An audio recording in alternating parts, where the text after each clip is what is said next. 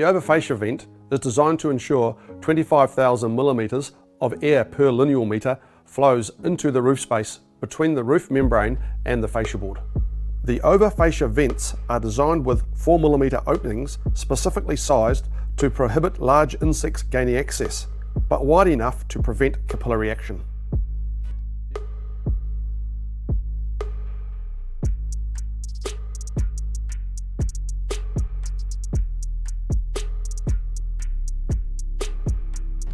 The G2500N should be screwed or nail fixed to the top of the fascia through the fixing holes provided along the full length of the eaves. It will fix along the top edge of any flat top fascia profile and is compatible with steel and timber fascias. Alternatively, you can install the G2500N in reverse to enable you to raise the gutter up closer to the roofline.